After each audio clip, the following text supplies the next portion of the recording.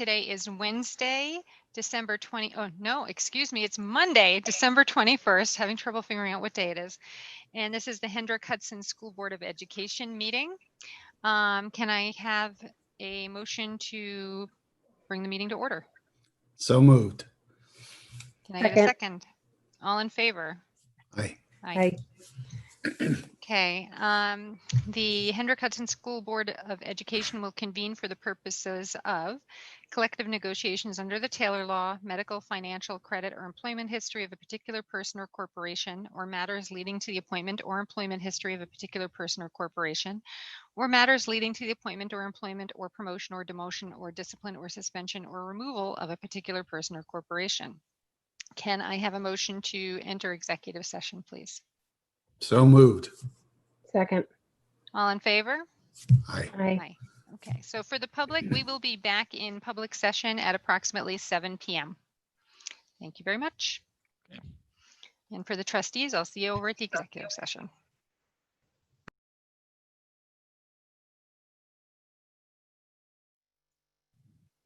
All right, good evening. Today is Monday, December 21st, and this is the Hendrick Hudson Board of Education meeting.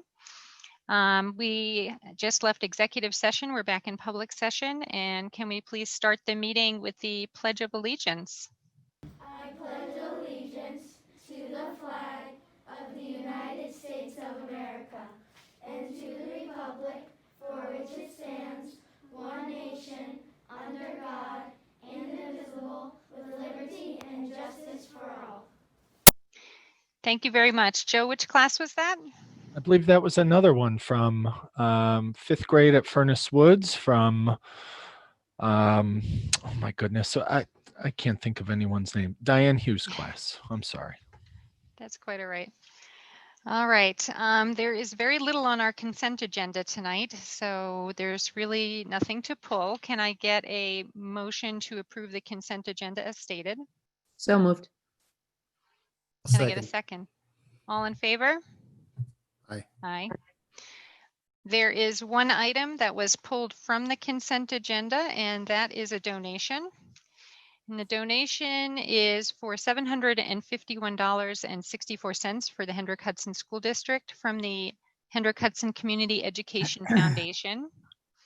So that is for elementary school take-home bags. Thank you so much for all of your fundraising efforts to the HHCEF. Those bags were greatly appreciated. Can I have a motion to approve that donation, please? So moved. Can I get a second? Second. All in favor? Aye. Aye. Any opposed? Okay, excellent. So this was actually a split meeting. We had the first half of the meeting last Wednesday during our snowstorm, and we wanted to push the reports and the presentations off because we were worried there might be power outages and people wouldn't be able to see these. So that's why our consent agenda tonight is very light. And this will bring us to our superintendent's report. Thank you. Good evening, everyone. We're going to start with Tom Baker.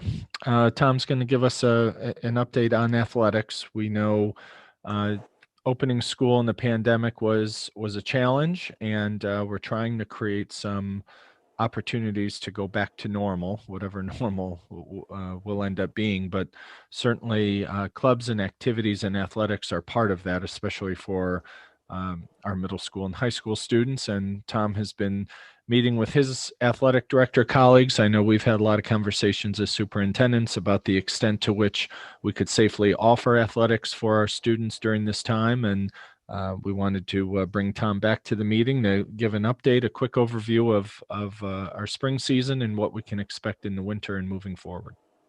All right. Good evening, everybody. Thank you for having me. Earlier in the fall, I had provided an update on our COVID protocols and what we were going to try to do in order to try to provide as safe a season as we could for our fall season athletes. So I'm very happy and proud to say that we got through the entire fall season. We were able to conduct an entire season for our boys soccer, varsity and JV, girls soccer, varsity and JV, our field hockey team, our girls tennis, varsity and JV, and boys and girls cross country. To say that scheduling was a challenge would be an understatement. Every week, we would get various messages from schools for different types of closing reasons and having to shut down for 48 hours, but we made it through. And the key word was flexibility and understanding, and everybody was. So we got through the entire season. Our protocols were in effect every single day. Our coaches were great about putting them in, using them each day. I would say that the end of the season, clearly what was highlighted when our girls varsity cross country team won the Putnam Northern Westchester Regional Championship. With the COVID pandemic, the section chose not to do a one big section tournament. So we broke the section into various regions. So our girls cross country team won our Putnam Northern Westchester Region Championship. So that was great. And that would have been mid-November. Earlier in November, the Section 1 had given all of the schools the go-ahead and thumbs up to begin off-season workouts. And that the first date you could have done off-season workouts, and I'm talking about for all of the remaining teams outside of the fall season, was November 2nd. We chose internally at Hendrick Hudson to hold off. We didn't want any of those workouts to impede the fall season athletes that were very close to finishing up their season. So we held off and we started putting our protocols in place for our off-season workouts, which we started right after Thanksgiving. And this has been one of the most rewarding and nicest things that I have now been a part of at Hendrick Hudson. Since we've started these, and we are, last week was the third week we've had them, and I'm looking at my schedule for this, so forgive me. Every day after school from 3 o'clock till sometimes 9 o'clock at night, we have anywhere between 3 to 5 different teams / programs doing their off-season workouts. So a plan was put into effect. We worked very hard in our office here. Meg Greiner, our athletic trainer, assisted in putting together the PPE protocols and the COVID protocols. We created a QR code for each of the teams and programs that were going to conduct their workouts. So kids have to register daily to come to them. Mrs. Loretti in my office handles the registration each day, and we set limits on each of the amount of participants that can be here for the last few weeks. And if you've ever been a part of an off-season workout, you get 50% of your team, 65, 70% of your team, depends on, what's going on. We are sold out every single day of every single session for every single team every day. We are packed to the max, to the point where coaches are doing second and third sessions during the week to help satisfy the rest of their kids. So it's been great.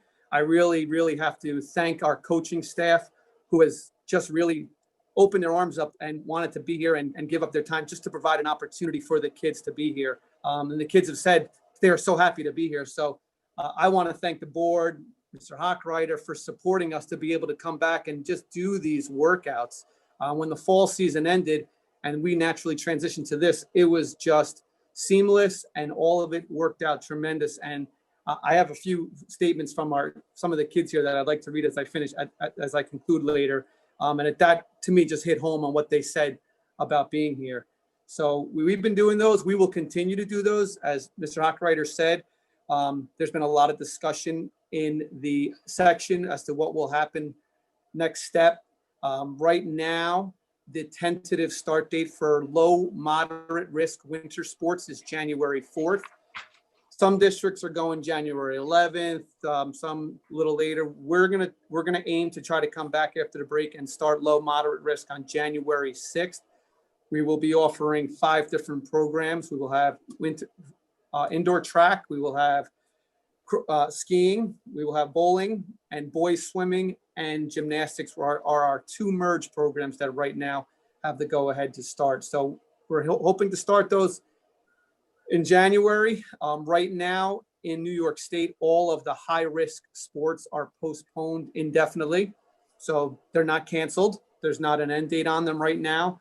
We're working as athletic directors across the state for some advocacy and for some of those programs. And I still remain optimistic, but we hope for the best. But it's nice to come back in January to start something. A quick little update on another sport that many have asked me about, and that's unified sports. If you recall, we started our first unified season here in 2019, and we could not have it this past spring 2020. Hendrick Hudson is at the forefront of unified sports in the entire section. We were one of the pioneers in the area. So I've been heavily involved at the state level. About 2 weeks ago, I was asked to participate on a Zoom call with myself, 2 or 3 other athletic directors in the section, some from other sections, specifically Long Island, and New York Yankee Jordan Montgomery presented to many of our special needs kids in the area, and it was very well attended at night. We had a few Hendrick Hudson kids on there. But one of the nice things that's come out of that is that we recently were awarded a grant from the Special Olympics because of our unified sports commitment. So pretty soon I'll be putting forth in front of the board that Special Olympics will be donating 100 PE kits for our unified kids and any of our peer leaders that work with them, that they can, any remote days, they'll have PE equipment that they'll be able to utilize at home for them. So it's a nice thing that we were able to get out of that. So I thought that was a nice thing to come out of that. So we've been working diligently to keep our kids and provide them with an opportunity. So I'll finish tonight with a couple of kids statements, which I think really nice for the board to hear. I shared some of them with Mr. Hochreiter earlier on. So I have a few of them. I will not be long. The first one came to the athletic department at the conclusion of the season. This came from the entire 2020 girls varsity soccer team. It's dear Meg Greiner, Ms. Loretti, and Mr. Baker. Thank you so much for all of your hard work and effort. Because of your tireless effort, we were able to have a fun and, more importantly, safe season. Being able to play soccer this season was the highlight of our year. We can't thank you enough for everything you did to ensure that we would have a season. We truly are so lucky to have such a hardworking, caring athletics department. And that one really hit home because it was challenging this fall, but it was one of the most rewarding times of my professional time here. Now, some of the individuals gave some statements here. This one is from Tegan Dapson. She's a junior. She's a multi-sport athlete. She was on our field hockey team this fall and also participates on softball. So I've seen her. She'll be here at some of the softball workouts, which recently started. I'm so grateful to have been able to participate in this fall season of sports. I can't express enough how much it meant to be able to compete as a sailor again. After last spring's season being canceled, I put all my hope in being able to play again this fall. Participating in the fall and now training for spring in a safe and appropriate way is a treat that we are all super thankful for.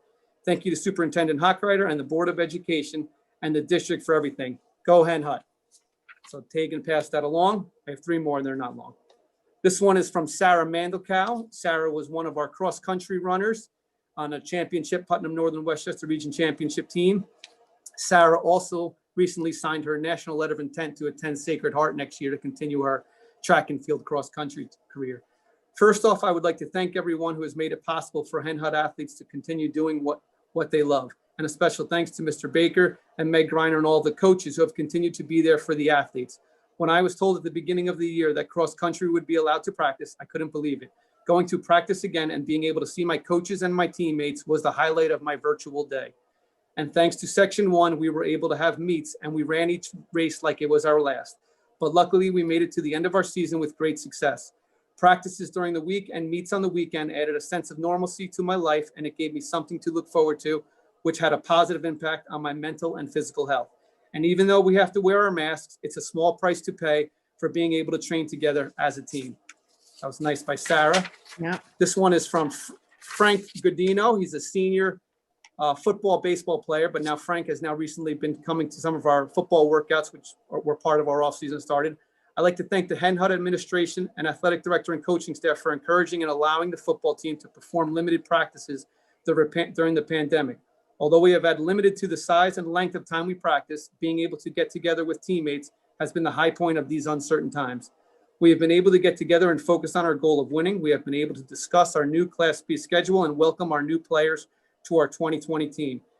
December 15th, which was last week, we began our next step towards normalcy as we were given the okay to hit the weight room. We will continue in our limited capacity until we receive our official authorization to go all out. And our final one is from senior multi-sport athlete Kira Verada. She finished her soccer season. She's on our basketball team. I've seen her at workouts. Kira doubles up on the off-season workouts. I've seen her go from girls lacrosse workout right to basketball workout. We have a few kids that do that. Good evening. I want to thank the Board of Education for all the strides that you have taken to make these seasons possible for us. Personally, this will be the last time I am eligible to participate in certain events. more specifically soccer and basketball, and cannot express my gratitude enough to be given this opportunity to finish it out for the last time. Although many obstacles have occurred over the past year, you have done so much to make this possible for all of us. This meant the world to all of us athletes, whether being freshmen or seniors. This is a time in our life we will never forget and has been difficult to adjust to and have a positive outlook on, considering the enormous change of all of us that we've faced recently. Being able to continue the things we love, though different, still brings a sense of comfort and joy. So again, I just wanted to thank everyone for allowing us and pushing us to have this amazing opportunity that we will forever be grateful for. So it was a challenge. It was a very successful and rewarding fall season.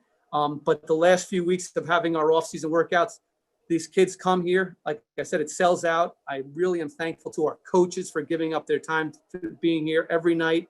We're here with them, doing all the protocols. Like I said, Mrs. Loretti registering them during the day. Meg and I checking the COVID protocols. But when they come walking in and they say these thank yous like this, reminds us what we're all here for. And I wanted to thank the Board of Education and Mr. Hochreiter for all of your support as well, because never before has it demonstrated to me that the support we've had in the last few weeks here. So I wanted to say thank you. Thanks, Thank Tom. you.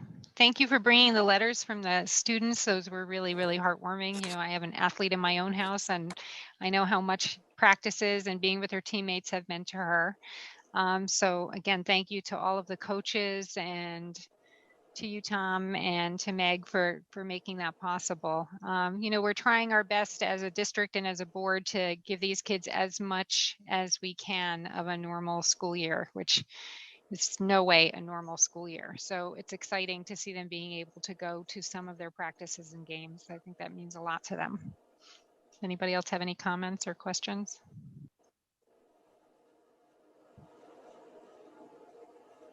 It's great to hear that the kids, it meant so much to them and they had a great time despite everything. It's when you hear it from them, it really hits home. So I really wanted to share with you. So a lot of them said it differently, but it was from the heart and they said the truth. And it was really, it's rewarding. And it's nice to be here in the afternoons. Last week's nor'easter didn't help our off-season workouts, but it'll melt and it will go away and we'll be back. And whatever happens, even though the high-risk sports are deemed postponed indefinitely, we are still allowed to hold the off-season workouts because the only thing that's really postponed indefinitely is the competition piece of it all. So we have to structure our off-season workouts to meet the Board of Health requirements, which is what we do. If you come to a basketball practice, we have a cage of clean balls and a cage of dirty balls. We have sanitizing every 15 minutes, and we've put in all sorts of protocols, and the kids are just doing what they have to be here because they want that normalcy back. They truly do. They just do, and adults need to get their acts together. So it's been a nice time for us to see them here. So I'm just hoping I can see them out there back in the fields. I know, Tom. All of them. They all deserve it. So thank you for allowing me to speak a little bit tonight. And I hope everybody has a happy, healthy, and safe holiday season. So thank you. Thank you. And to you. Same to you. Thank you, Thank Tom. you for joining us this evening. Kind of a right. segue into. Have a good night. Thank you again. All right. Good Thanks, night. Tom. I wanted to give everyone an update on, speaking of COVID, really all of these updates are somewhat relegated to COVID over the last number of months. It was around December 4th that the governor changed some of the criteria for when schools and communities are identified as a yellow zone, orange zone, or red zone. So earlier today, we posted all of this information on our website, and I don't want to read it to everybody because you can find it right on our homepage. But basically what the governor is doing is he's changing some of the criteria for what will qualify a community to be in any one of those zones. He's focused on trying to keep schools open, in particular kindergarten through 8th grade, and trying to create a mechanism where schools can remain open even though the infection rate in the home community might be very, very high. For example, Peekskill, Ossining, and Tarrytown are all in the yellow zone. They have been in the yellow zone for much of December. They have remained in the yellow zone. Those schools have a choice. They have a choice to try to remain open in person by engaging in testing, COVID testing, or they could completely close and say, you know what, that's not what we do. We don't have the resources for it. We're going to go remote until there are resources or until the community infection rate goes below the level to where they can open up again. So those 3 local districts have handled this a bit differently.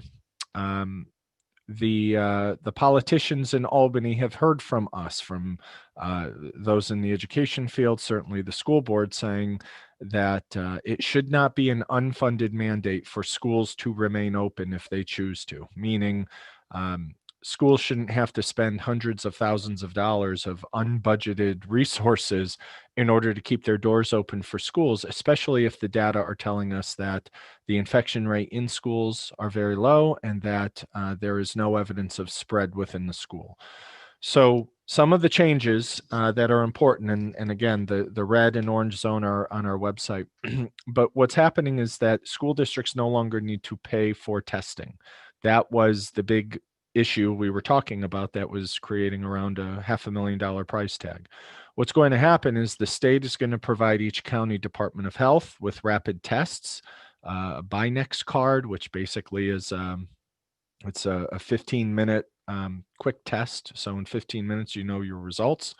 The state is going to provide those to the county health department. County health department will provide those to schools. There's very simple training if we want to use our own medical staff, our own nurses, or as many districts are considering as we are, using an outside group of nurses to come in to test off hours, to test certainly on evenings and weekends, to try to not have a testing regimen come in competition with the school day. So our calculus has changed a little bit because the rules have changed since we last talked about this on December 2nd. So Enrique and I are working with various agencies to identify the cost to have basically a nursing group come in and create a MASH unit, basically an outdoor testing center or a testing center in a municipal building.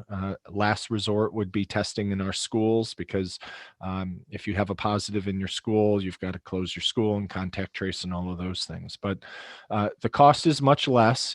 The tests are free from the county by way of the state. The issue is the availability of those tests. And the county health department cannot commit that if every school district needs those tests, that the county will be able to deliver them. So it's still possible that if we are designated in any one of these zones, and in order to stay open to in-person instruction, we need to have a testing regimen over a cycled period of time. It's possible that we will not meet the criteria to stay open, because it's very possible the tests are not readily available. All right. So it won't be for lack of trying. It won't be for lack of having a system ready to go or a group of nurses ready to test.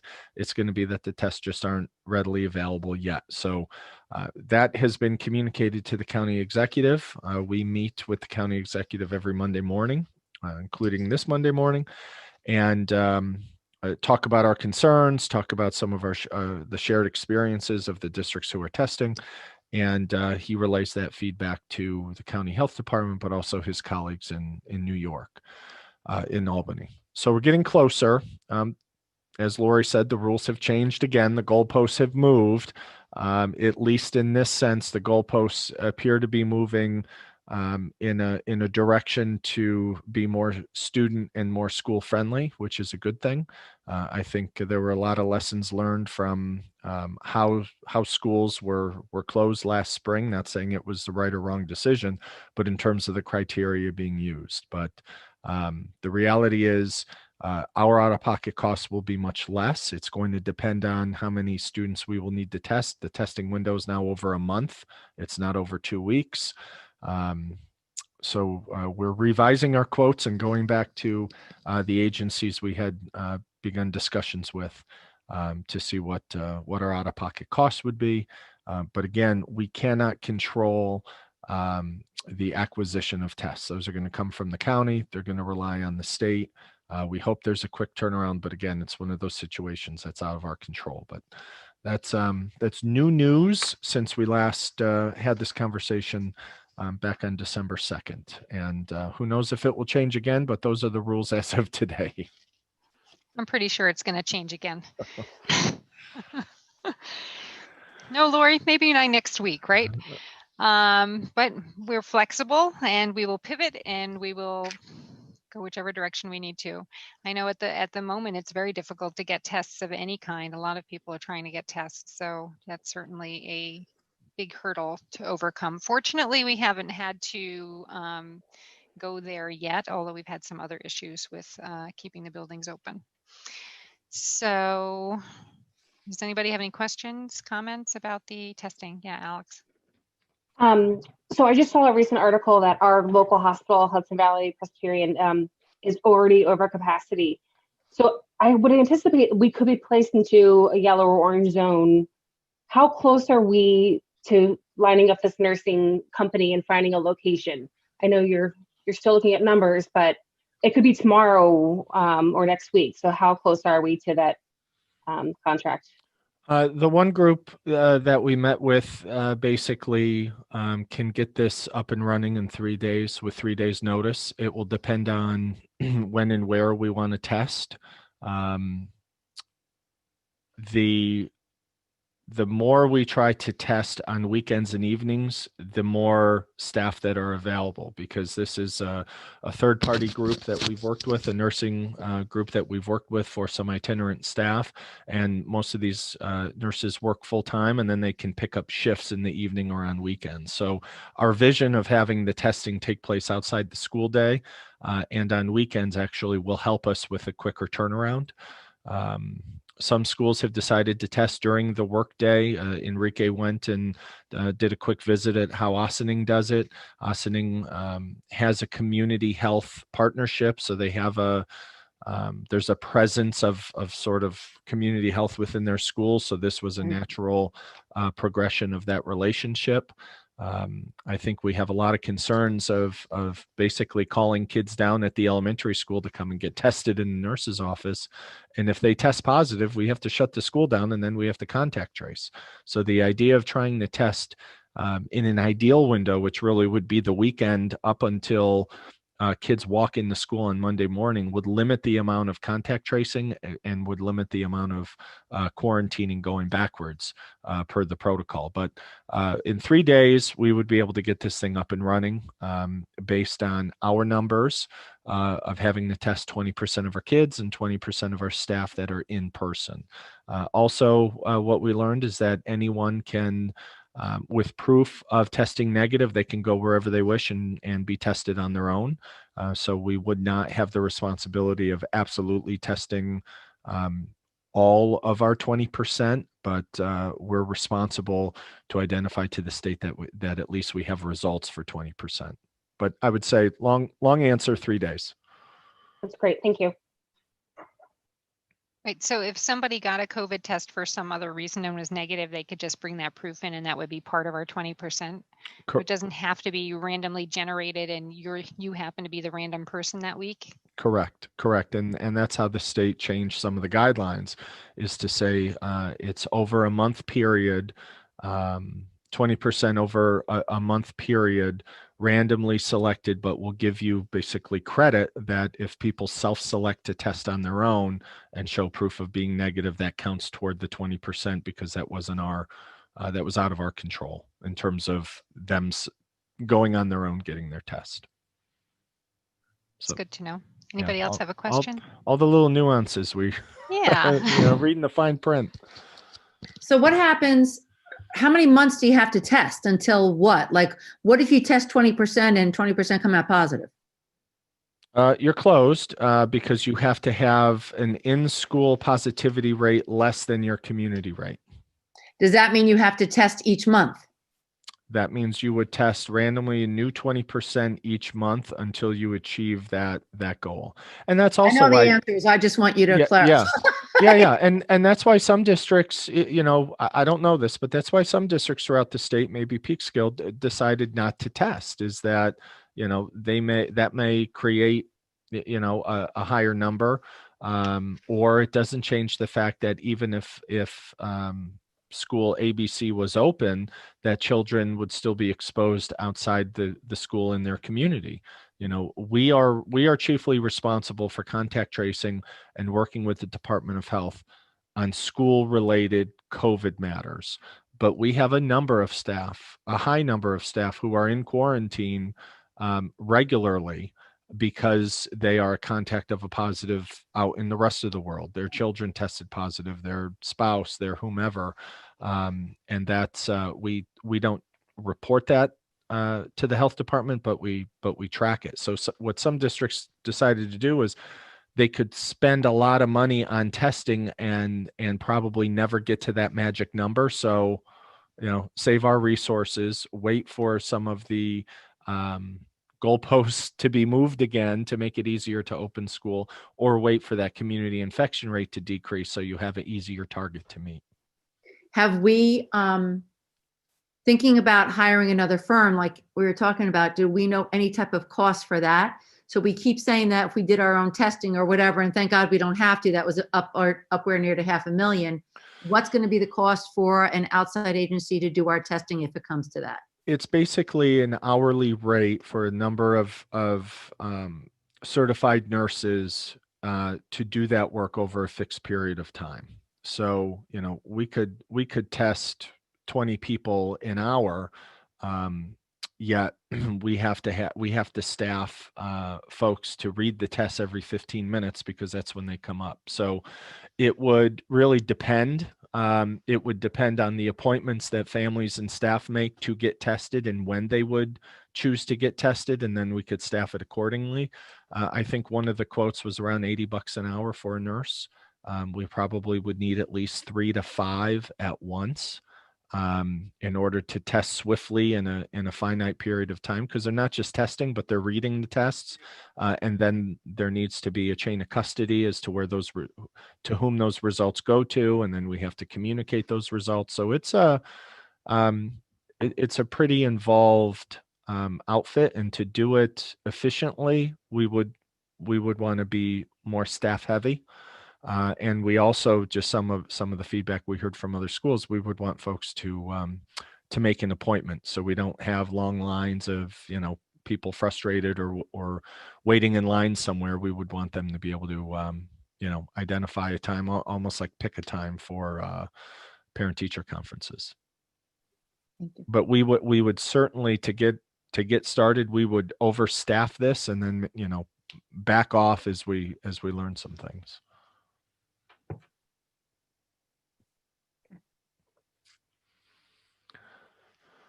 So we'll have more info as as maybe it changes. I don't know, but until this sort of change in who is going to pay for and provide the testing, it changes the calculus, because many districts back in November were throwing good money at a bad outcome. They were on the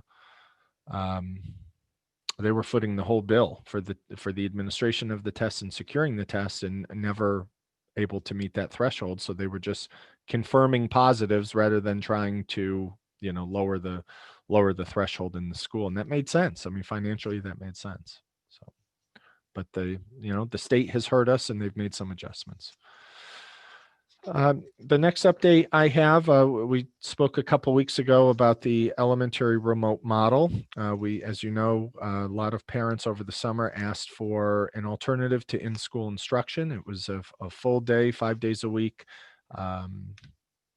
virtual school. We had, in the first number of months, we had 11 classrooms full of elementary age children dedicated solely to basically a virtual school, virtual environment. Children from all 3 elementary schools were spread across various classrooms by grade level. And we asked families to commit for the first semester. So we didn't have a revolving door, kids coming and going.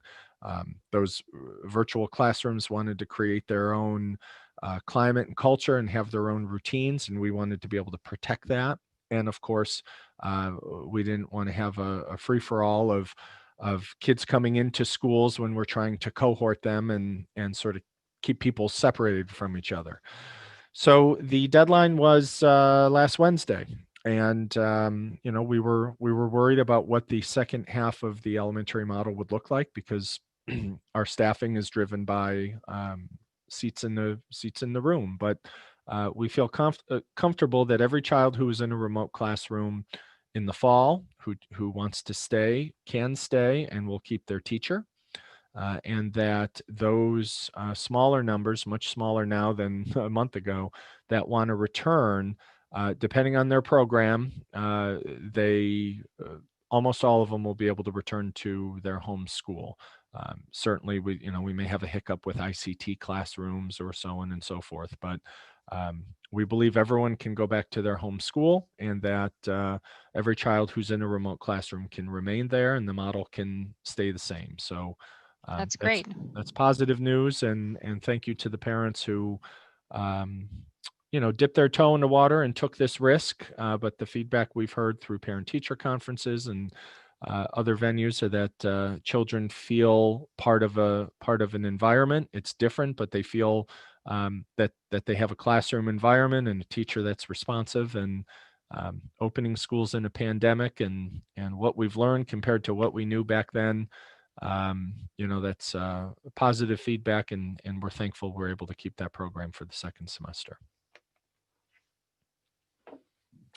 Yeah, that's great that we didn't have a huge shift, because that would have been quite a chore to try to realign everybody. Does anybody have any questions about this? Joe, looks like you're doing a good job. Nobody has any questions. All right. Okay. Trying to be efficient. The last one is the Princeton plan. So as the community knows, we've been engaged for a number of years of trying to find avenues to recommend some efficiencies to combat with the loss of revenue from Indian Point. And we have a stakeholder group comprised of a little north of 30 staff, community members, parents, and business leaders. When we return after break, they are going to have an opportunity to go on any number of virtual field trips to other school districts that operate and are organized in a Princeton plan, a grade level, elementary schools by grade level. They're going to have an opportunity to meet and speak with folks from Somers, from Ossining, and from Terrytown for starters. We're going to have 6 meetings for them to pick. They could go to all 6. They could go to none of them. They could go to as many as they like. And we will have a set of basically a set of questions, guiding questions, essential questions that came from our stakeholder committee meeting before Thanksgiving to drive the conversation, and then certainly a Q&A after that. It will give the opportunity for folks to speak with their colleagues. So, a parent who's really interested in remaining involved will be able to speak with other parents. 5th grade teacher will be able to speak with other 5th grade teachers. Questions about transitions or how PTA works in a school with just 2 grade levels. We're trying to line up the folks that have the questions with those who do it every day. So they can, take a walk in their shoes so they understand what the experience is like. So we're excited for that. I think as we also move into the winter months and budgeting, we took a hard look at our budget calendar. And while in an ideal world, not a pandemic, but in an ideal world where we'd like to have any recommendation to the board during the month of January, we can pause that decision until March. I think the group would want a little more time just to ask some more questions or have some follow-up to feel comfortable if this is the direction that we go. We get into in late March and early April. That's really when we're wrapping up our budget and identifying what potential tax cap implications could be. And really by mid-April is when we have our budget finalized, and then we work with the community to educate them on it. So we can give ourselves a little more time. I think it's important to, especially in a pandemic. So while the timeline initially called for a recommendation in January, we have absolutely no issue and no reservations about pushing that off to March, so that the work of the group can continue and that they can feel good about it, which either way we go. After a decision's made, regardless, while it seems like a daunting task, it's really not. We'll meet with the various union leaders to identify who would end up be moving whether it's by grade level or by school. Anthony Merlini and his folks can help physically move classrooms pretty easily, especially in the summer months. Laura and her tech team will be able to make any adjustments to technology that's fixed on walls or move around Chrome carts. So I know a lot of people were worried about what happens between when a decision's made and opening school the following year. We've got that. We feel confident with that. I think the next set of discussions, just in the back of our mind, while we still determine whether this is the right decision to make, is to identify what grade levels should be in which schools, based on some criteria. Certainly, Frank G. Lindsay is the largest school, has stairs, yet the two other elementary schools have more classrooms with bathrooms in the classroom, which is not a requirement, but is a really nice luxury to have, especially if you have kindergartners and first graders. So we'll start to at least identify perhaps what some of that criteria could be. That will also help with identifying potential bus runs. But for the most part, we have kids, as I said before, who live in the extreme corners of our school district. They're taking a bus, from the Croton area to the middle school, and they're taking a bus from the one corner of our school district, like near Hemlock Hill Farm. They're taking the bus to the high school, and BV is another 4 to 6 minutes, depending on the route. But the reason I say all of that is because our team has no issues with the decision being made in March, and that some of the other dominoes that will fall naturally if we choose to go that direction, we'll be able to take care of, and we're not concerned about. All right, I have a couple questions. So one of the reasons we had determined that January was going to be our decision time was budget process. Are we going to be able to present two different budgets to the public, one with Princeton plan, one without Princeton plan? And my other question was, there was that letter from several of the parents that are on the stakeholder committee a couple of weeks ago. One of the things that they wanted to address was whether they could have more time, which you've done very adequately. They also wanted some research that they could do. They wanted more information on Princeton plan. Are you able to give that committee some reading material, or have you been able to follow up with them and see what their specific questions were to be sure that they're going to be addressed at these follow through groups that are coming up in January? Yeah, so the virtual field trips actually are to answer the questions that they had. So throughout our stakeholder meeting around Thanksgiving, we broke it into 4 topics, and we had a Q&A, and we asked them to identify what are the top questions you have about the financing or transitions or educational programs. So those questions that came out of the breakout rooms are exactly the groundwork we laid with those other districts, to say no surprises. Here's what we want to know. So, give us a team of people that can answer these and speak to these and have experience with these. So those questions absolutely will be answered because they were their questions. So we're excited about that.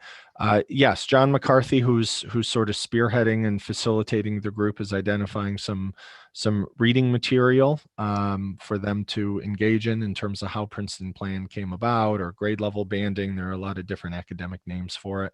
So we'll be able to provide the group with some reading for pleasure. I know he's wrapping that up.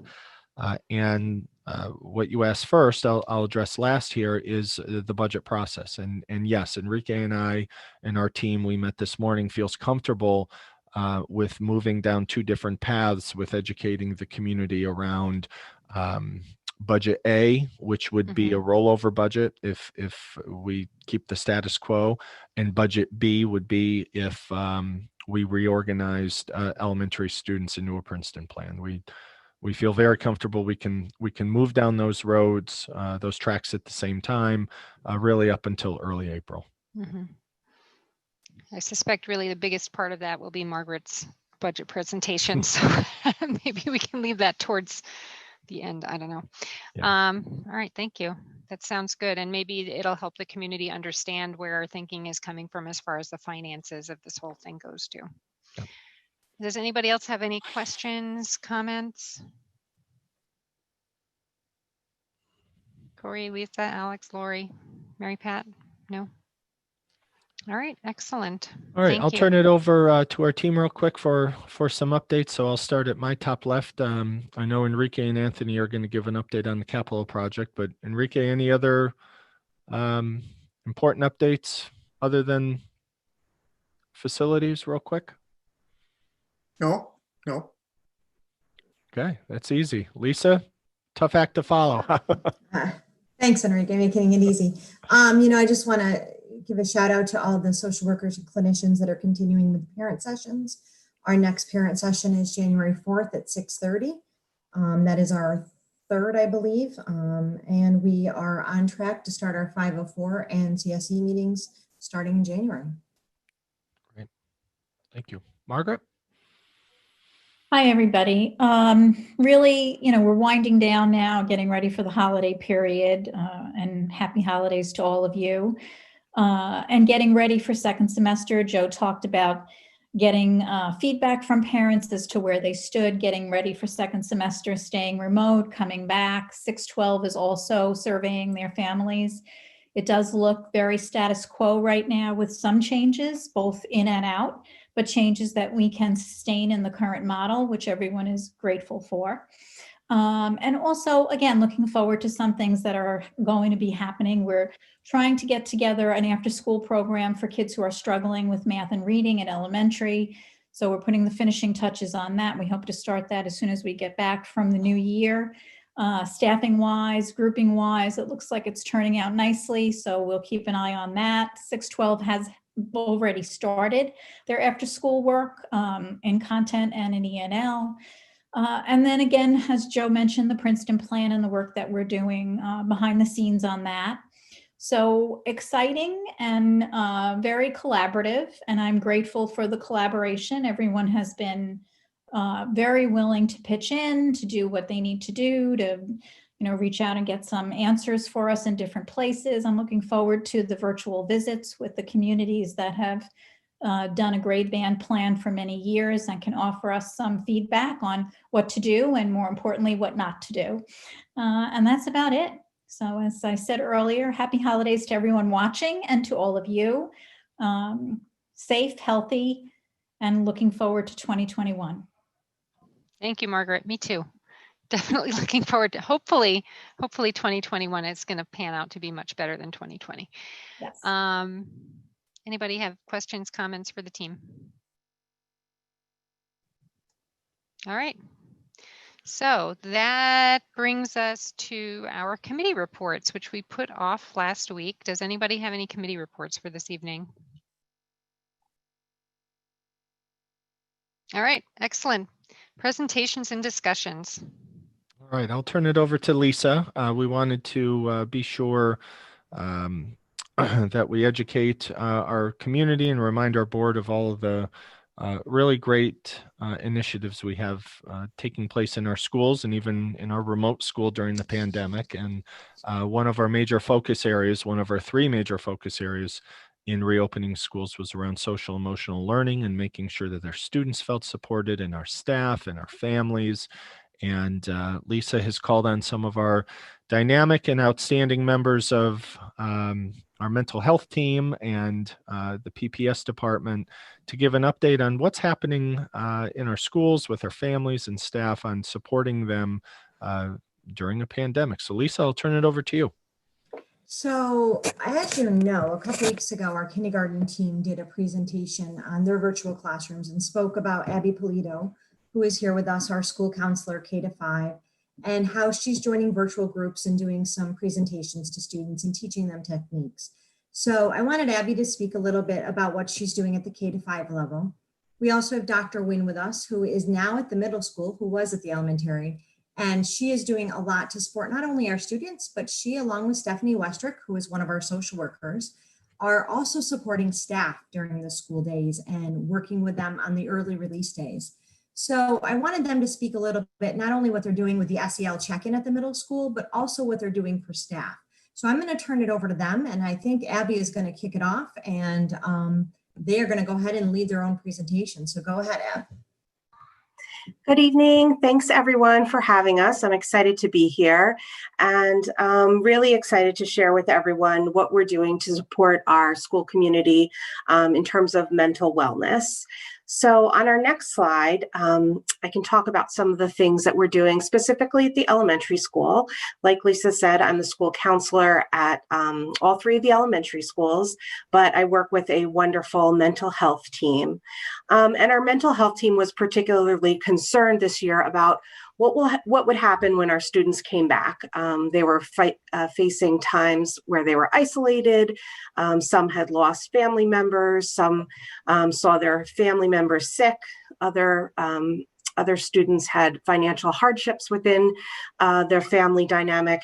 And also some of them were really fearful about getting sick, or the fear of the illness was really substantial for them.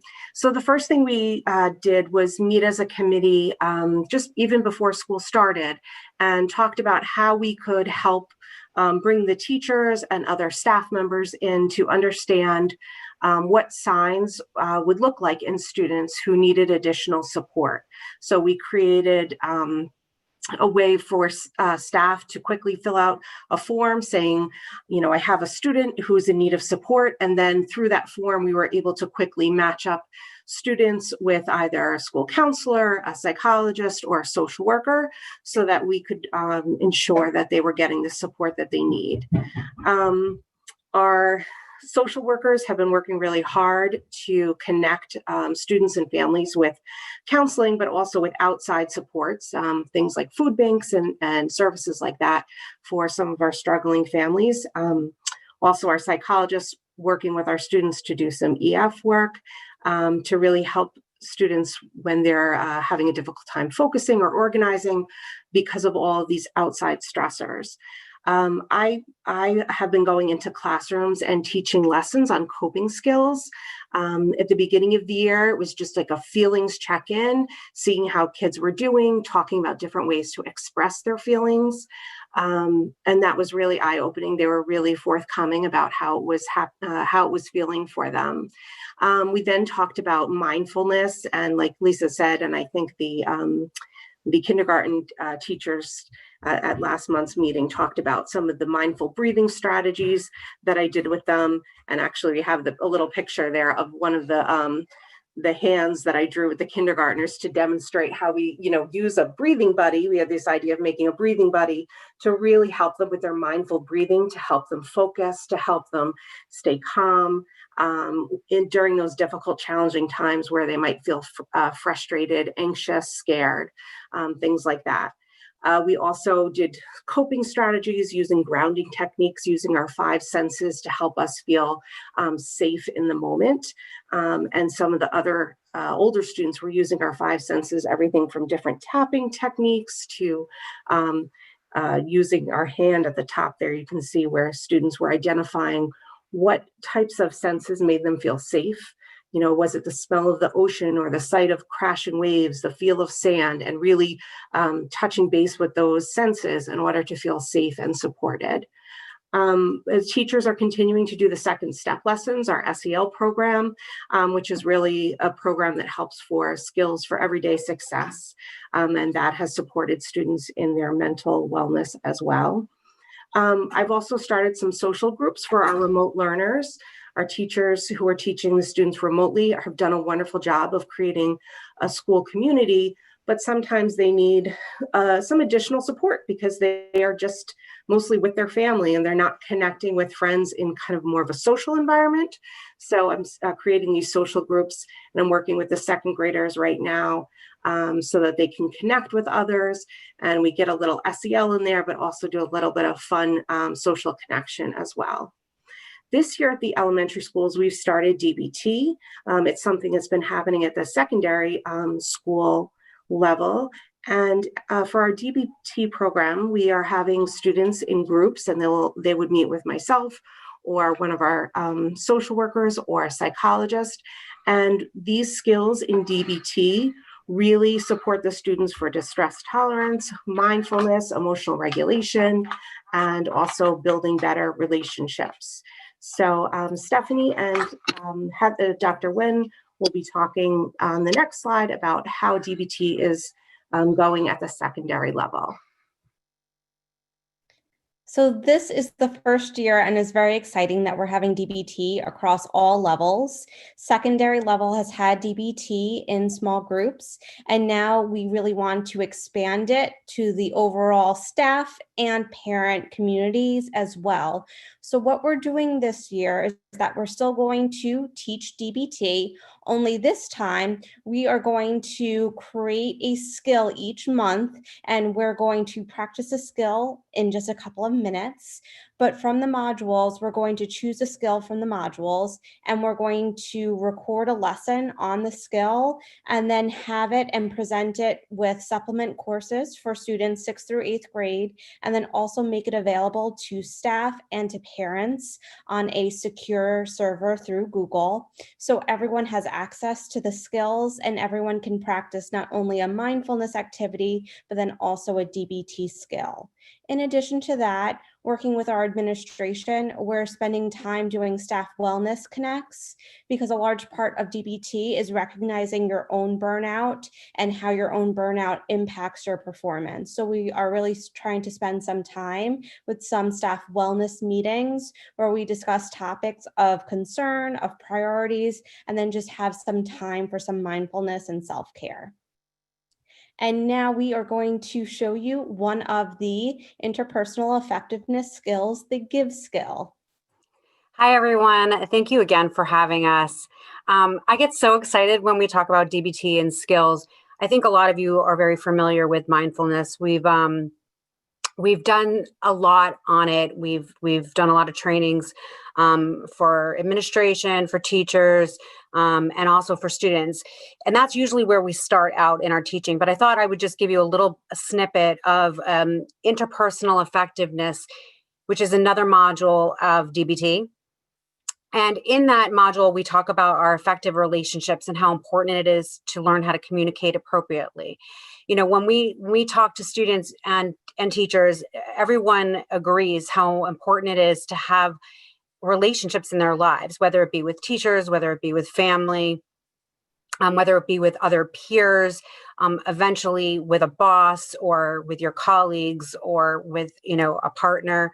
So this particular skill really hits home with every age group. And I think that's why I like it the most. And it's also very simple. So it's called the give skill.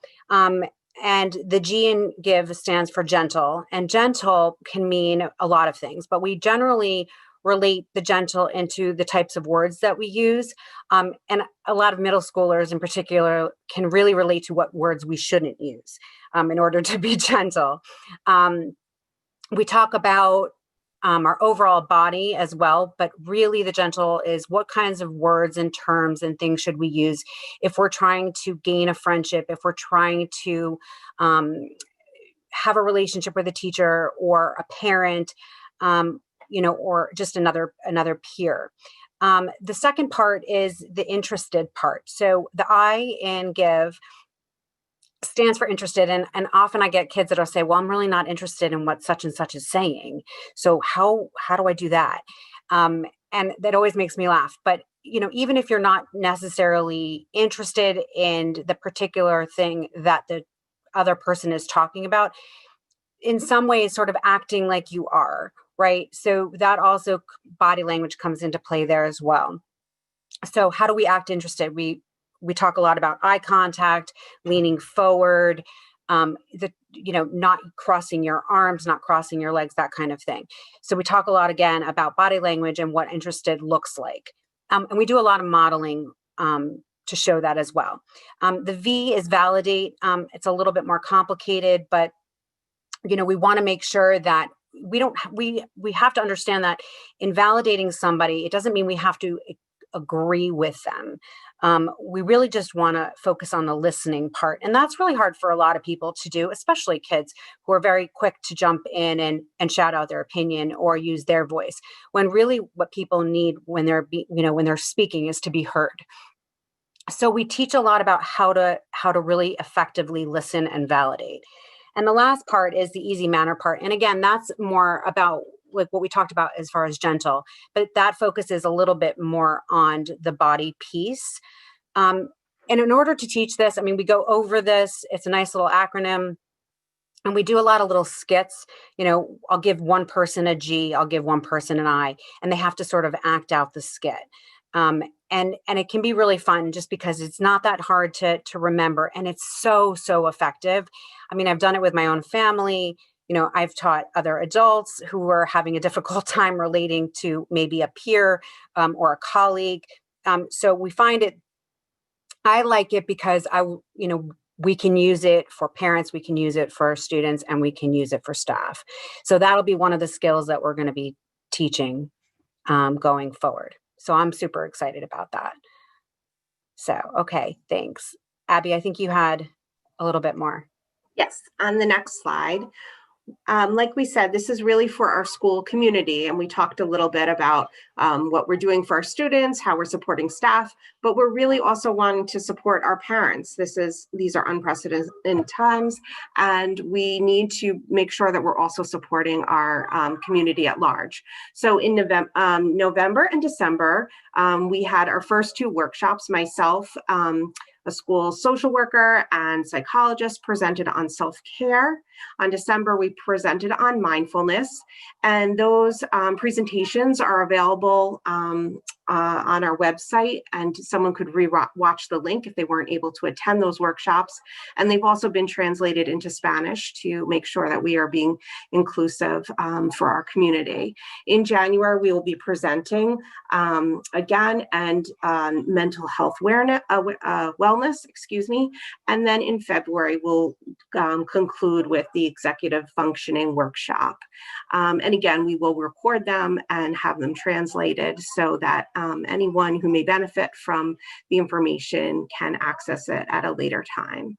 So I thank you guys so much for allowing us to come here and share with you how we've been supporting the community thus far.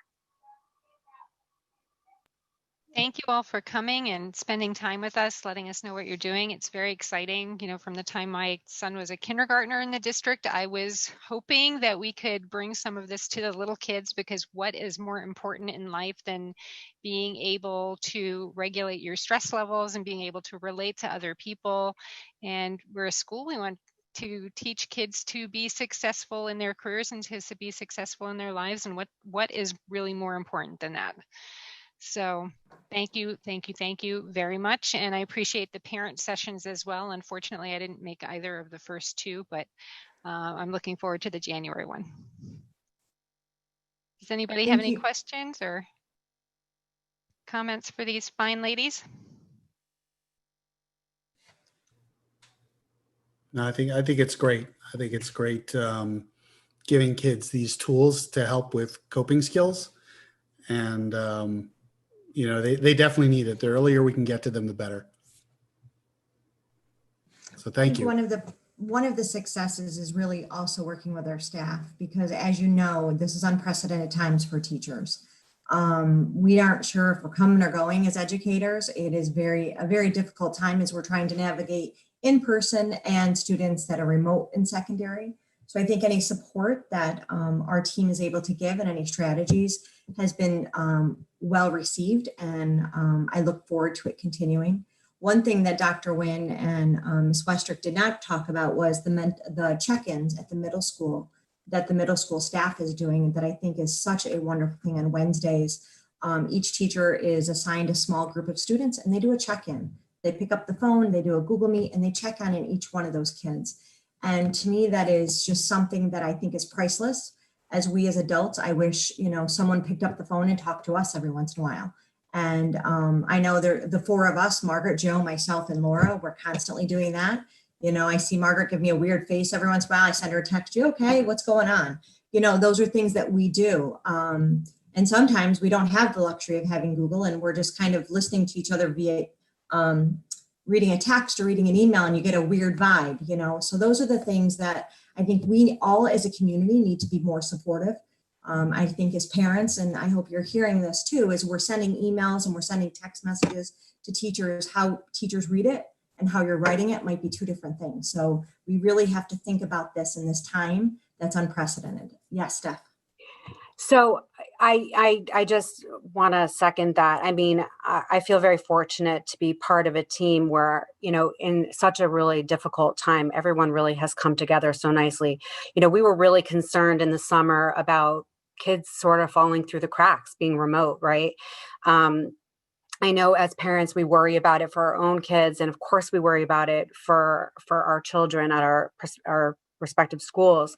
And so to develop this digital check-in and really have teachers looping back around when kids aren't doing well or feel that they need extra support. You know, we start out with a number of students on our counseling caseload, and we kind of add depending on need.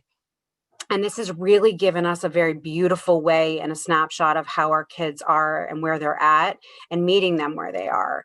And our teachers, I know, are really enjoying it and appreciate it and feel like they're doing something for their students. And then it connects us with them as well. So I'm super grateful for that. And it really is working extremely nicely. And that's kudos to the middle school staff. That wasn't something that came from PPS. That came from the middle school, I think, guidance and administration. So kudos to them. So, but thank you, ladies, for your presentation. I really appreciate you taking the time. Thank you so much. Thank you. Happy holidays, ladies. Yes. Thank Enjoy. you. Happy holidays. Well-deserved break. Yes. Thank you. You too. Thanks for having us. Okay.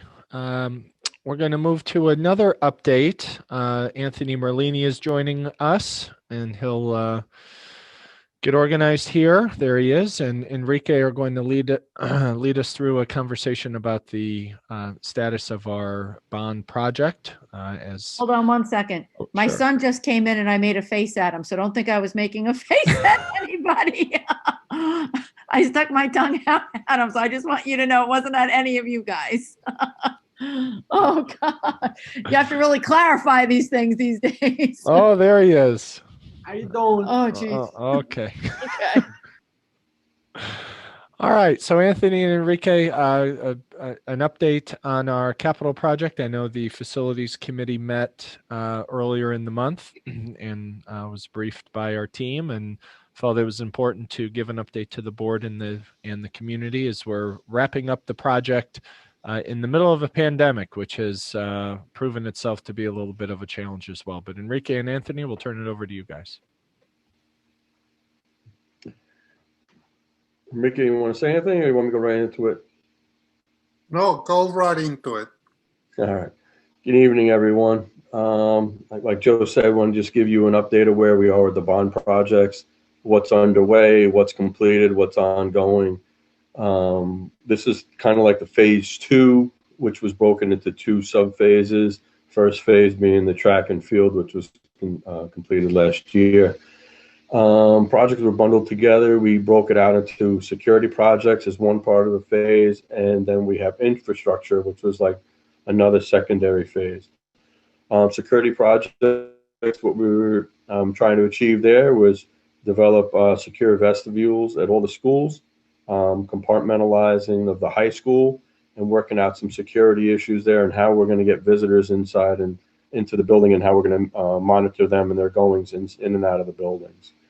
And then the infrastructure part of the project, we had a lot of ventilation.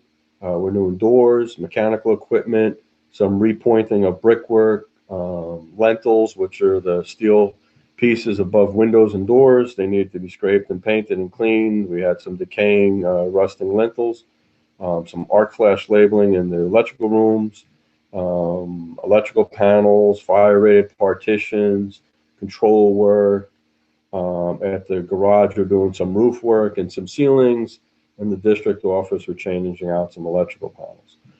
So the security projects, in terms of that, we've got the secure vestibules in, but we're waiting on some components to finish some of those projects because some of the materials that we're using are specific to the building. They need to be fabricated. And what we've been running into is a couple of delays with the manufacturing process of some of these plants. They've reduced their staff. They're limiting on the type of materials they can get. So that's delayed this with the COVID pandemic. So that's kind of slowed down that process. But the vestibules have been all constructed. The main office has been reconfigured. And we're just waiting for the exterior storefronts to come in so we can put those into place and finish up some of the security components of that part of the project. At the high school, phase 2, key projects there are the auditorium, the STEM Innovation Lab in the basement, the library. We reconditioned the library. We're installing an elevator by the gymnasium to allow flow from that level into the locker spaces so that kids that are, whether they're handicapped or they have some sort of issue, they can get from the gym floor down to the locker room so everybody has access, equity amongst the building. The nurse's office, we did a rehab of the nurse's office. The flow in the nurse's office was not working anymore in terms of the nurse and some of the issues with the principal. So we renovated that space as well. The nurse's office is complete. There's some couple of buttoning up issues that we have to do there in terms of we're waiting for a transaction window to be installed or completed. And we have a couple little punch list items, maybe a switch plate cover, a couple little things like that, just buttoning it up. The library, the carpet has been installed. The floor outlets have been installed. We changed around some of the outlets around the perimeter of the wall. So they have USB ports for charging stations for staff and students. And then we changed out some of for collaboration in terms of where students can sit and work on their projects or work with other students. So it's more of a free-formed library instead of the way it was regimented. The STEM Innovation Lab, the floor is done in there. The ceiling is coming along in there. That's about 95% complete. They have a couple things to button up in there. The furniture has been installed. And then I'm going to talk a little bit about the auditorium on the next couple of slides. But I'll go into Blue Mountain first with the auditorium there, the science labs, and the locker rooms. So the locker room, we did a gut rehab, the boys and the girls. We changed out the lockers. We changed our line of sight in both locker rooms. So when you come into the locker room, before the principal and the coaches were saying that the lockers were high, you couldn't see if there was anybody else in the room who was hiding, and it was hard to navigate through there. So we changed around the configuration of how we have the lockers. We made it more ADA accessible. We added team rooms. So there was a team locker room there before, but it was really not used the way it can be used. So we changed those out a little bit, changed the lockers in there, and reprogrammed both those spaces in the boys and the girls locker room. Science labs, we renovated 3 science labs. They're complete. They've been completed since about October. They've been functioning. They've been using them. Obviously not in the way they're intended because the curriculum is a little modified right now with with students being in and out and remote and all the rest of it, and how you can collaborate together inside the lab. But they're complete. And again, maybe a couple little punch list items in there, a switchblade cover or something like that that needs to be installed. The maintenance building, which is being constructed down here behind the district office, is about 90% complete or there. So it's coming along very nicely. When it's all completed, we're going to have outside bathrooms for the sports fields, which is going to be a nice feature for when we have our own events there, and even on the weekends where we have other events or maybe the town sports, etc. It's going to have as an overhang, so we have a little bit of shelter in case inclement weather comes by and staff or students need to get out of the rain. They can come and they can go underneath the awning. So it's coming along very nicely, and we should see that completed soon. And at the end of this, I have some dates of our target dates that we're shooting for. Greg, can we go to the next slide? So if you remember, on the left-hand side there is the rendering of what the auditorium at the high school would look like. We have changed some of the acoustics. We have some acoustic panels that are going in there, and you can see the construction progress images that are on there. On the right-hand side, top right, those are the panels that are going on the wall. They're large panels. They're tweaked in different directions for acoustics. This photo is a couple of weeks old. So all those panels are up and installed. There's a couple of filler pieces that need to be tweaked in there, and they actually have a coat of primer on there, and they're situating all that. So the wall panels are about 90% on and all complete. At the proscenium, they've put those panels on the sides of the proscenium, and they started the framework on the top of the slanted slope section of the top for the proscenium up there. So they have more panels to go up there, but those should be getting completed soon. And those back triangles, those carpet squares that you see up on the top by the balcony, those are installed as well. So a couple of things that we have to finish in there. We have to get the floor in. Then once the floor is completed, then we can start installing the auditorium seating. We have to get the stage installed. We have to finish up some of the lighting, some of the controls and things like that. So we have a little bit of work to go in there, but over the last couple of weeks, we've made great strides in getting some of the materials in to get that project moving forward. Anthony, I just have a quick question. You just Sure, remind me what was going on with the sound system in the auditorium? Sure. So the sound system and the lighting system isn't 100% part of the original bond when we started on the original bond. But that's something that, during the course of the bond that's come up to our attention that two things that we have to put some more time and energy into is the lighting and the sound. So we're going to be working with Claire. Claire had, I don't know if the person came in recently, but she was trying to schedule someone to come in to look at those two systems to get those systems moving in the right direction as well. That's great to hear, because this great new auditorium is going to be useless to us if we don't have a great sound system and lighting system to go with it. Yeah, agreed. I mean, I've been, working with Enrique, and we've been trying to figure everything all out moving forward.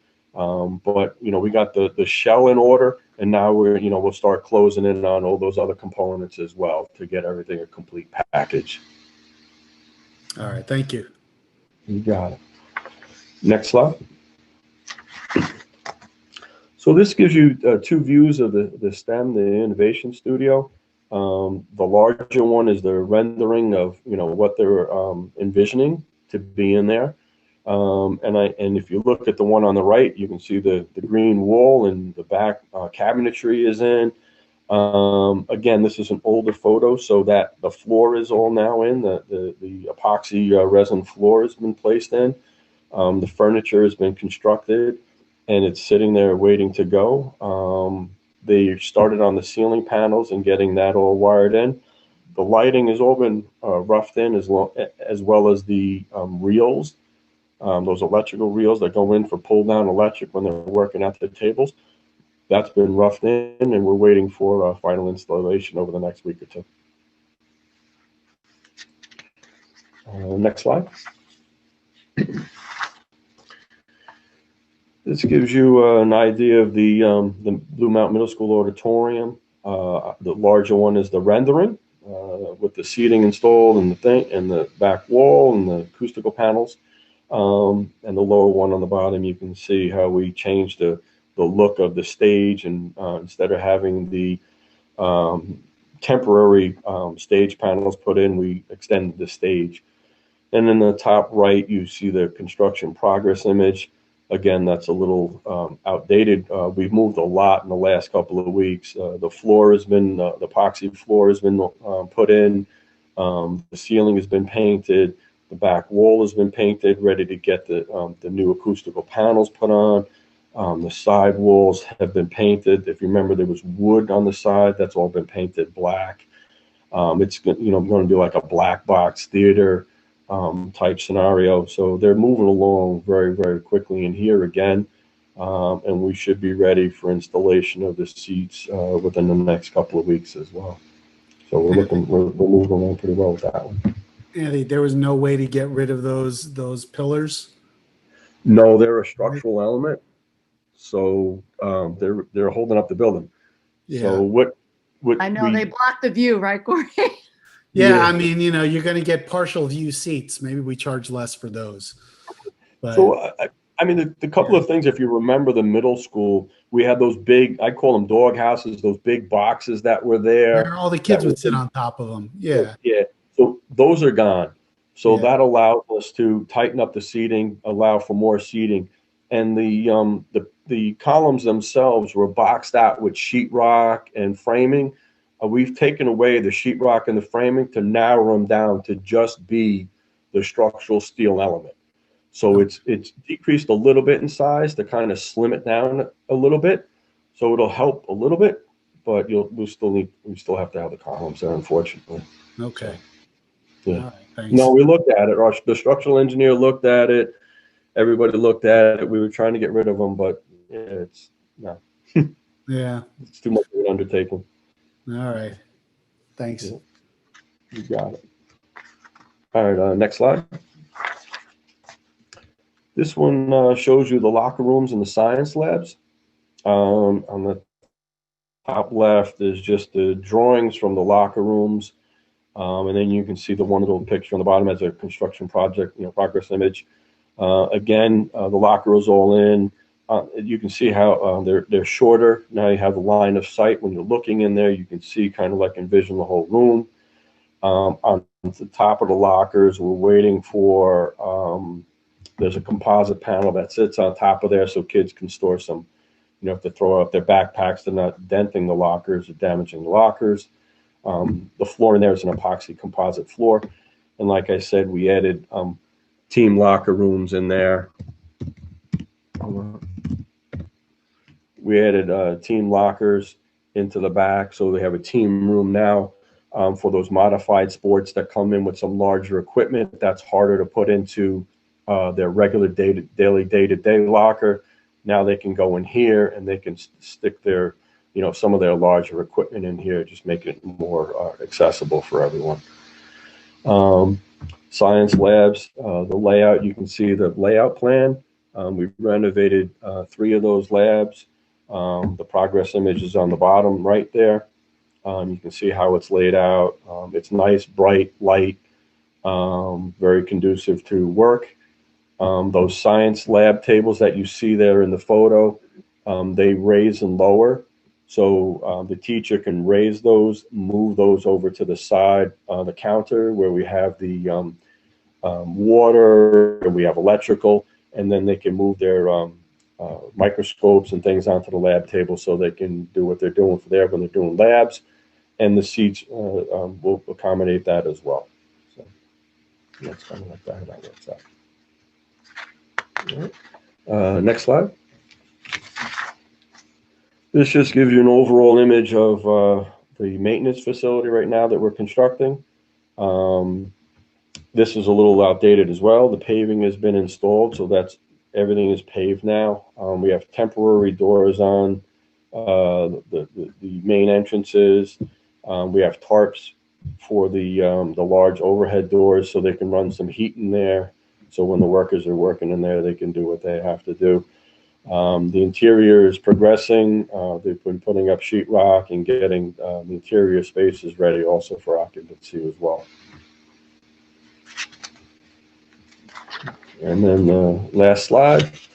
So these are some of our target dates. By the way. Excuse me?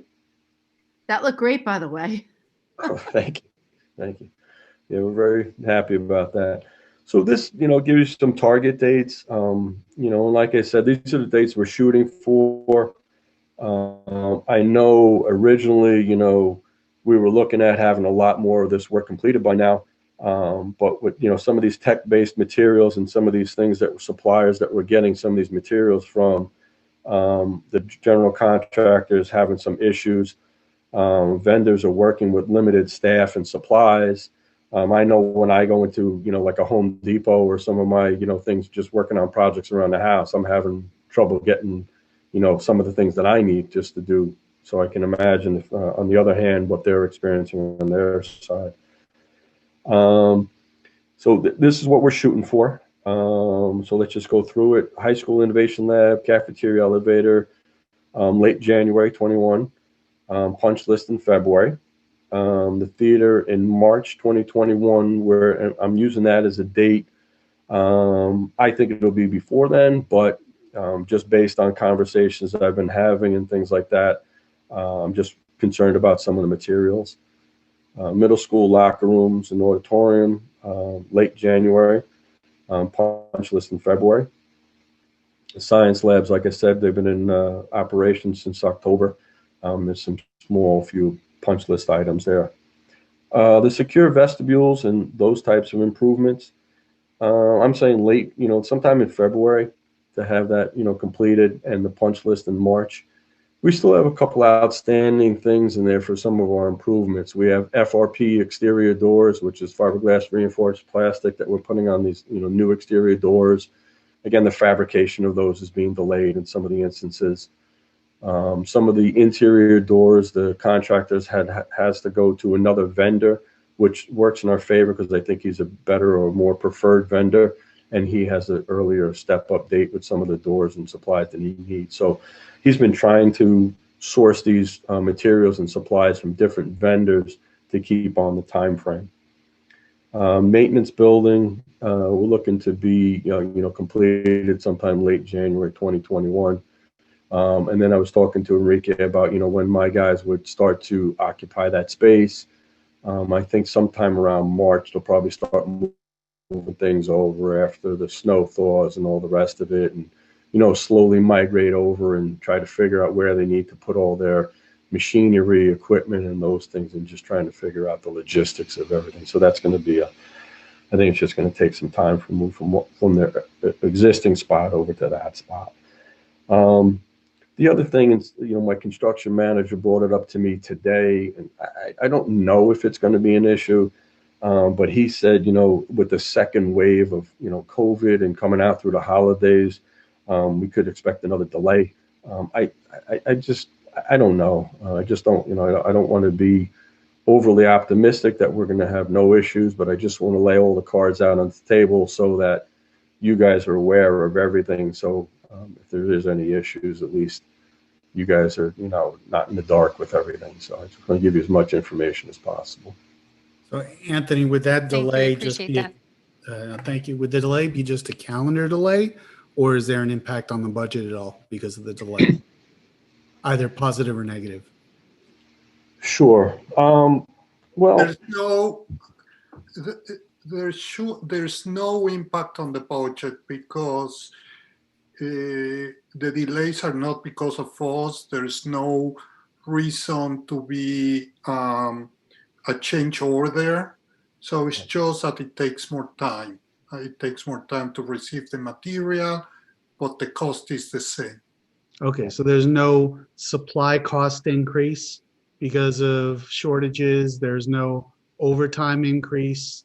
There's no hazard pay increase. Nothing like that. Okay, great. When we bid this, we bid it at the price, and they have to stay within the price. Okay. All right. Thank you. Yes. It's exciting to see this coming close to completion. I can't wait till a time when we can actually get a tour of the building and see all of these new things that are in there. Yeah, and with that being said, a lot of things have come to completion. So, there are things that have been completed. There are projects that have been, that are finalized. we did a lot of ventilation work at, a lot of the buildings. Those ventilation units are installed, up and running in a lot of locations. We are finalizing, a couple of the control issues, working out some of the bugs here and there with anytime you're putting in, that amount of vast new equipment, you have little tweaks that you have to do to it. But, we're using a lot of the things that the bond is paid for, the new bathrooms, the new, offices, the new, supplies and different things around the district. So, so far, so good. But now we just got to get, everybody wants to get that monkey off your back and be done and just, sit back and look at it and be like, in awe. But it's hard with this pandemic and moving forward sometimes. Well, I'd like to thank the community again for supporting this bond project. It was really important to our school and really important to our students. And it's very exciting to see that we are in the final phases and wrapping up, and we'll be able to hopefully next year utilize it all in a more normal setting. But in the meanwhile, it's great to see the progress that's being made. Does anybody else have any questions? Even our athletic field, which we installed brand new athletic, we really haven't had a full true season of use on it. Last year we missed all of lacrosse, and the fall season we had no football on it. We got to play soccer and field hockey, but it's never really seen all the sports that we designed it to play and everything like that. So we haven't really had a full true year or full season or anything on it yet. Yeah. It's just, and it's tough. I know the track is being well utilized, and apparently they're going to be running on that for winter track season as well. So that's what the new surface is good for, right? Is all season wear. So that'll be excellent. Yes. So, thank you all. Happy holidays to everyone. The amount of work that you guys are putting in, Anthony and Enrique, getting all this and taking care of it and being in charge, and can't even imagine. Can't even imagine. In addition to the pandemic work. Right. Yeah, it's really great stuff. Really, really great. Yeah. And also hats off to everybody. With the new maintenance building, so will that alleviate all the pressure once we go back to normal with transportation and all the issues that we had? Yeah, it alleviates some of it. Because we're gonna, once we get off that piece of property, we're gonna minimize our impact down there, and that'll allow for more parking. It'll allow for us to manipulate around that, maneuver around that building a lot easier for the daily day-to-day operation with our transportation department. That's great. Great to hear. That's all positive. With the inability for staff, or I'm sorry, for the community, especially parents, to be in our facilities, this progression of the project has been the best kept secret. And like many of you said, we're really looking forward to unveiling it, and we're working with BOCES to have them come in and do some videos and testimonials and have almost a virtual unveiling when we're ready to cut the ribbon. And we'll include you folks and the community, because it's been a long time coming. And like everything else that's been happening during the pandemic, this will certainly be a bright spot. So we're excited about it. Well, we have 23 people who are streaming this now that won't be surprised by it. Excellent. Yeah, I would have loved to have seen more photos during the presentation. I was seeing all the bullet points and I'm like, oh, show me a photo. Maybe at a different presentation we can see some of the pictures. Okay. Yeah.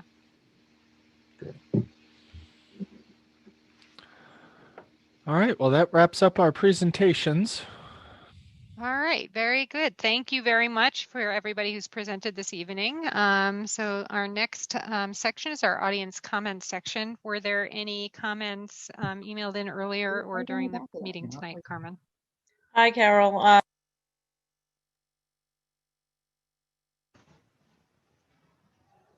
Can you hear me? Oh. I can hear you now. Now I can. Okay, good evening. Hi. No, there were no comments today. Thank you. Something happened to my video. I'll find it here in a minute. There we go. Okay, I seem to be having a lot of technical difficulties with the Zoom tonight. All right. Okay, so that brings us to board comments, new business.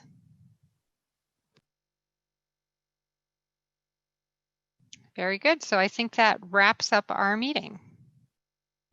I'd just like to say happy holidays to everybody. I hope everybody gets a good break, a good winter break that is coming up at the end of this week.